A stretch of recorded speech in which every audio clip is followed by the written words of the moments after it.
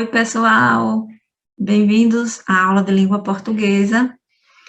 Vocês sabem que a aula de hoje é destinada ao desenvolvimento de estratégias de leitura que façam com que a gente possa alcançar a nossa tão sonhada proficiência leitura, né? Hoje nós iremos tratar dos efeitos de sentido decorrente da exploração de recursos ortográficos e ou morfossintáticos, né? Que recursos são esses, né? Vamos conhecer. Nós sabemos que o texto é um objeto feito de palavras organizadas segundo regras e estratégias para expressar algum significado pretendido por seu enunciador, né? Então, cada palavra escolhida manifesta no leitor uma significação. Então, a análise que vai ser feita a partir dos textos que eu irei apresentar, né, tem que levar em conta aspectos culturais e em nome de interesses também, né, como educação, ciência, política, economia, né. Então, quando se escreve um texto, usa-se alguns recursos ortográficos que estamos acostumados para demonstrar sentimentos e dar efeitos de término e começo nos textos, são sinais de pontuação, né, reticências, exclamações, interrogações, por exemplo. Então, esses mecanismos tão comuns na nossa escrita se juntam com outros mecanismos, como o uso do itálico, do negrito, da caixa alta e do tamanho das fontes. Então, tudo isso em um contexto textual pode atribuir novos sentidos, ou seja, novas significações que vão ser interpretadas por nós, leitores. Então, por isso, é importante reconhecer esses recursos ortográficos para que assim possamos interpretar o que o autor do texto quer nos dizer. Então, muito do que se pode chamar de recursos ortográficos envolve, de algum modo, a transgressão da ortografia padrão. Então, essa transgressão faz com que nos aproximemos do discurso escrito ao discurso da fala, né? Isso também pode produzir efeitos de estranhamento, crítica, né, especulação. Então, a liberdade de escrever e fazer uso desses recursos está muito presente nos textos narrativos, né? E também nos gêneros textuais, como poemas e propagandas. Então, o uso da metalinguagem também, e de recursos retóricos, de conhecimento dos leitores, pode ser outro recurso utilizado nos textos para dar esse efeito de sentido, né? Vamos observar aí alguns exemplos de uso desses recursos. Eu trouxe para vocês aí essa imagem que é bastante conhecida, né, um produto bastante conhecido, né, que traz, né, o nome dele, né, a marca do produto em caixa alta, né, as letras em maiúsculo, né, letras garrafais. Então, quando você está conversando com alguém no WhatsApp, que ela digita, a pessoa digita tudo em caixa alta, né, você tem a impressão de que ela está gritando com você ou que ela está tentando chamar a sua atenção, né? Mas, além disso, a caixa alta também é um recurso estético da publicidade, né? Quando se trata de títulos, nomes de marcas e outras expressões, o recurso da caixa alta é bastante utilizado, como no exemplo que nós acabamos de mostrar. Então, essa sucessão, né, de embalagens da maisena, ao longo do tempo, preserva o nome do produto em caixa alta. Vocês observaram que nós temos aí diferentes épocas, né, em que a embalagem ela foi mantida com o mesmo nome em caixa alta. Então, o conteúdo é o mesmo, né, porém a marca, ela se sobrepõe, né, ao conteúdo. Bem, nós vamos fazer a leitura agora desse texto, né, para que a gente possa notar que recurso ortográfico foi utilizado, certo? Você Não Entende Nada é uma canção de Caetano Veloso. Quando eu chego em casa, nada me consola. Você está sempre aflita. Lágrimas nos olhos de cortar cebola. Você é tão bonita. Você traz a Coca-Cola, eu tomo. Você bota a mesa, eu como. Eu como, eu como, eu como. Você não está entendendo nada. Quase nada do que eu digo. Eu quero ir-me embora. Eu quero dar o fora. E quero que você venha comigo. Eu me sento, eu fumo, eu como, eu não aguento. Você está tão curtida. Eu quero tocar fogo nesse apartamento. Você não acredita. Traz o meu café. Com suíte eu tomo. Bota a sobremesa, eu como. Eu como, eu como, eu como.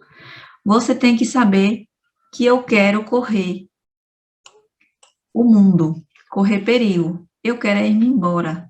Eu quero dar o fora. E quero que você venha comigo. Quero que você venha comigo. E quero que você venha comigo. E quero que você venha comigo.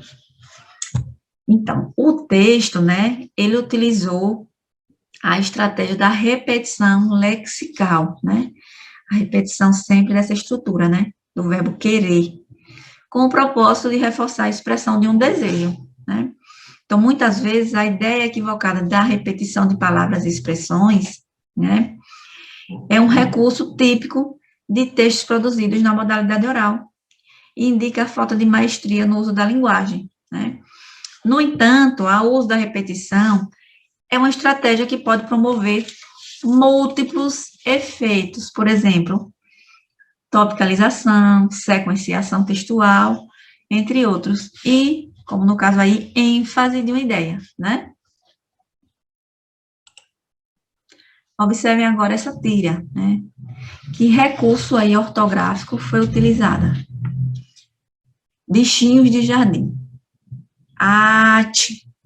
Joana, você está péssima. Foi só um espirro. Espere, vou buscar umas coisinhas. Aqui tem tudo para coriza, tosse, febre, dor de cabeça, garganta, catarro, leseira. Posso gritar? Ah, que tal os florais para essa ansiedade?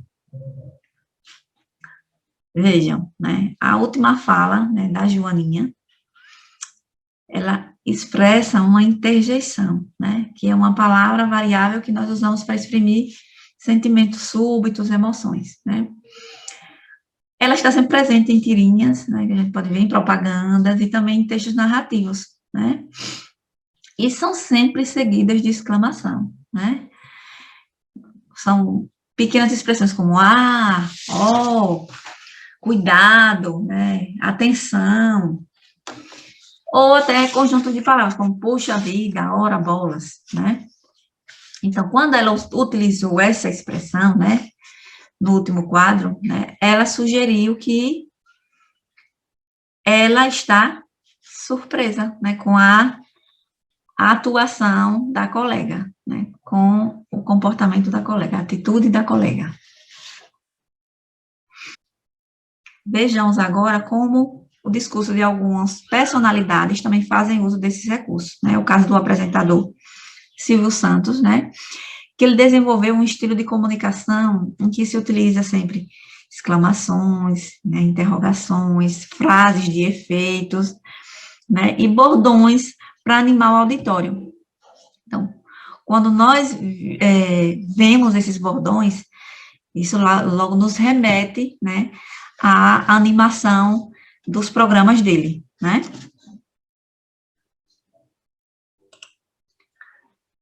Bem, além, né, desses recursos, nós também temos o negrito, né, e o itálico. O negrito é usado para marcar o texto, destacar alguma parte importante. O itálico pode ser para expressar uma fala, destacar um objeto, né, quando se tem palavras estrangeiras também. Agora nós iremos explorar a ambiguidade, né, a duplicidade de sentidos, que também é um recurso utilizado nos textos, né, para produzir efeitos de sentido. O senhor é paciente? Costumo ser. Mas foram 2 horas esperando, no calor e sem gibi. A minha paciência se foi faz tempo. Então, nessa tira, né, a ambiguidade, ela foi proposital, né? O objetivo, né, é justamente explorar essas duas possibilidades da palavra paciente, né? Significa a pessoa que será atendida pelo médico e também a característica de alguém que tem paciência, né? Então, é essa ambiguidade que reside o humor na tirinha. Então, o objetivo dessa aula, né, é mostrar como os recursos ortográficos possibilitam uma leitura para além, dos elementos superficiais do texto, né? E auxilia o leitor na construção de novos significados. Então, é importante que nós conheçamos os diferentes gêneros textuais, né? Piada, charge, classificado, propaganda, né? Para que a gente tenha a sensibilidade de perceber os efeitos de sentido que estão para além da construção do texto. Né? Vamos agora à leitura da questão SAEB. Vocês têm aí no caderno de atividades de vocês, é a questão 125. Vamos analisar. É um texto retirado do livro de William Roberto Cereja, né? Do livro Português Linguagens. E ele traz uma charge, né? Nós temos 4 quadros, né? Em que se apresenta um personagem e os dias da semana, né? No primeiro quadro, quinta-feira, né? O personagem, ele está parado, né? Voltando o olhar para trás, né? Sexta-feira, né? O personagem, mais uma vez, está voltando o olhar para trás. No terceiro quadro, nós temos aí sábado e domingo, né? Em forma de um objeto alado, com asas, passando rapidamente por trás desse personagem, né?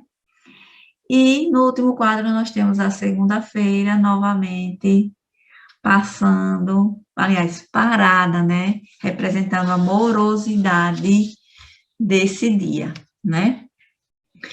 Então, no texto, né, as letras inclinadas, ou seja, sábado e domingo, as nuvenzinhas rompidas, as asas e os traços usados na representação do sábado e domingo sugerem serenidade, tempestade, tranquilidade ou velocidade. Veja que o recurso utilizado, né, representa velocidade, né? Espero que vocês tenham conseguido compreender um pouco mais sobre os recursos utilizados nos textos e fiquem um pouco mais atentos, né, a tudo que o texto nos apresenta, porque nada ali está por acaso, tá bem? Chegamos ao final. Um abraço e até mais.